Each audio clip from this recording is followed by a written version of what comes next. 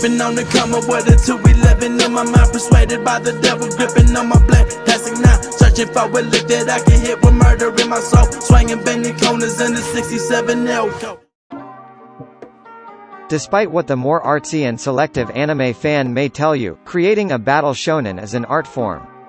Choreographing a fight in animation and on paper is a testament to the refined skills of talented artists, and just getting someone invested into the meaning and storytelling of who'll win and who'll lose takes great writing. Some of the industry's best moments involve over-the-top fight scenes, such as the yelly moments of Dragon Ball and the absolute destructive spectacle that is Akira. However, today's list will be looking at the fights of a series known a little bit more for its adventure. That series is Eiichiro Oda's One Piece, Shounen Jump's lead series that has managed to captivate its fans through detailed world building and consistent character work. Unlike its contemporaries, a lot of the One Piece story doesn't focus on fights, but that doesn't mean that they're not interesting in one way or another, as the series adds its own characteristic eccentricity to an anime trope that many may have thought was one and done. This list will be running down the top 10 fights within the series. Some of them have earned their spot for pure spectacle. Others for story importance. And there's that grand few that are here just for their ridiculousness and intrigue. Prepare for spoilers below. Here's one of the shorter entries on this list that proves even small skirmishes within one episode can accomplish so much.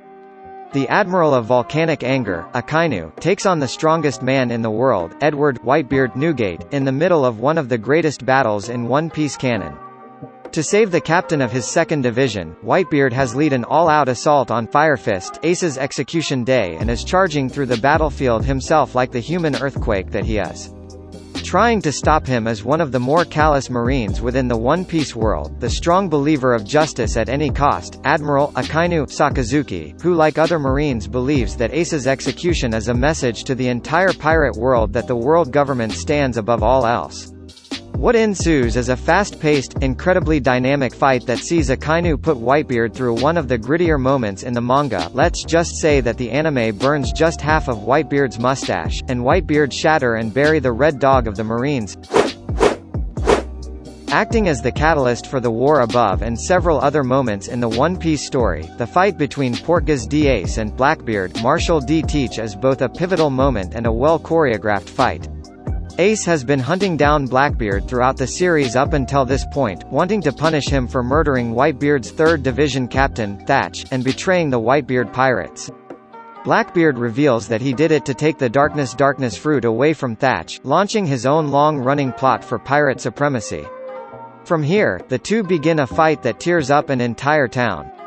Ace uses a variety of fantastical fire attacks to burn Blackbeard. Blackbeard uses his mysterious black holes to devour everything in sight and dish out pain on a devil fruit user in a way that only his devil fruit can do. This one really snuck up on fans. Who knew that Oda could even make people feel for man in baby wear and a Speedo? In what initially seemed like an offhand fight became one of the major highlights of the Dressrosa arcs, as Eiichiro Oda really showed off what it means to be hard-boiled. Despite how they look, Frankie and Senor Pink are both stoic, tough characters. After firing an onslaught of missiles and bullets at the evasive land swimming of Senor Pink, Frankie decides to bring the fight to pure, physical action. Whoever can survive the other's biggest attack wins.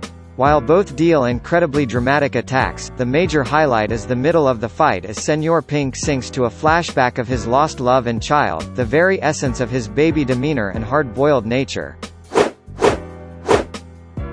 The Alabasta arc was a major turning point for the sense of scale and storytelling that One Piece would come to be known for.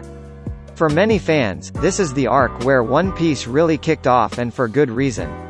It was home to a grand Egyptian adventure, plenty of new friends, and, of course, some really cool fights. One of which earned Zoro his first bounty. Taking on the bounty hunting organization that is Baroque Works, Zoro goes one-on-one with the organization's #1 assailant and hallmark bounty hunter, Daz Bones.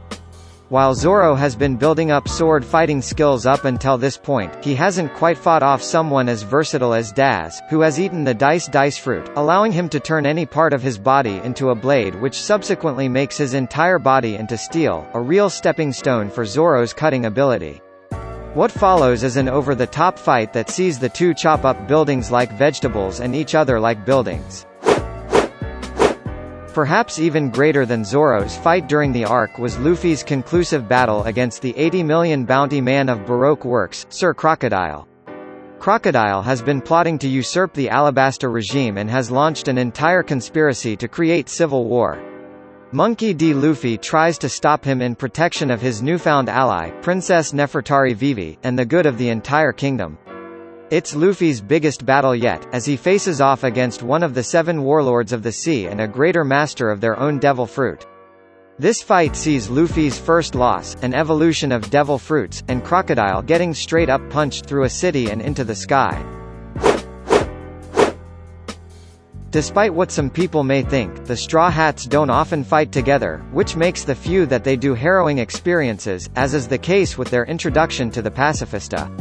A newfound technology by the world government, pacifistas are pirate-hunting cyborgs designed after the warlord Bartholomew Kuma and equipped with enough technology to value a battleship.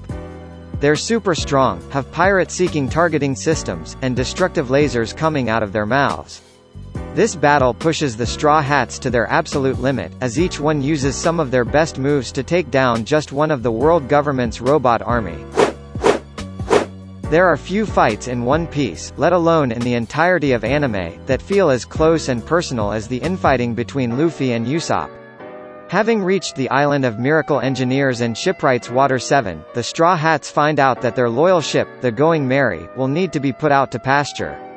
Luffy makes the executive decision to do so and find a newer ship, much to the disgruntlement of Usopp. Not only was the Going Merry a present from his hometown and first love Kaya, but the seemingly blasé decision to throw out the ship seems like a calling card for Usopp himself to later be replaced. What ensues is the heart-shattering breakup of a family, as Luffy and Usopp come to deathly blows to the horror of the rest of the Straw Hats. It's a hard one to watch and to miss. Bringing things back to the lighter side of the fight scene spectrum, One Piece reaches a fight that not only elevates its chief swordsman but encapsulates the unique balance of spectacle and humor that only One Piece can achieve. During the Enies Lobby arc, the Straw Hats are hunting down different members of CP9 to get a hand of any of the One Keys that can free a chained Nico Robin. Zoro's responsibility is to take on Kaku, a secret assassin, master of the Rokushiki martial arts and four-sword style, and a giraffe man. Surprisingly enough, that last bit turns out to be the most dangerous, as they come to a fight that is equal parts epic as it is hilarious. Please, do not underestimate the power of a giraffe. 2. Luffy vs. Rob Lucci. Usurping Zoro's fights one again, Monkey D. Luffy takes the major highlight of the arc, as he fights the leader of CP9 and prodigy weapon, Rob Lucci. What really makes this fight so special despite what it stands for in the arc as a whole is that it is the first of Luffy's fights to be purely decided by physical action. All of Luffy's past enemies have used some special power to gain an advantage on him, but Rob Lucci is the first to purely outclass him in physical strength and fighting style. This fight sees Luffy dish out new powers and techniques and come to a pure fist fight match that many may not have been expecting but assuredly wanted more of in the future, as it perfectly and intimately captured the drama and conflict of a person's vie for freedom as it comes to beings of absolute justice. There have been some doubts around One Piece following its time skip. Some fans have argued that it's the best the series has been, while others have cried for a drop in quality. What there's no debate in however is that the fight between Straw Hat Luffy and Sweet Commander Charlotte Katakuri is one of the major highlights of the series as a whole and a major upset for the latter half of the series. As Luffy tries to rescue Sanji from Whole Cake Island, he comes face to face with someone that he deems his greatest test for advancing as a pirate, Charlotte Katakuri, someone whose devil fruit not only mirrors Luffy's but also carries a heightened form of observation haki that lets him see into the future. This fight sees an incredible rise for Luffy as he battles a seemingly indomitable force overmatch him blow for blow as well as a battle of philosophy, as both fights for their respective families. It's an amazing fight in the manga and a major upset for the animation that is definitely worth any fan going out of their way to see.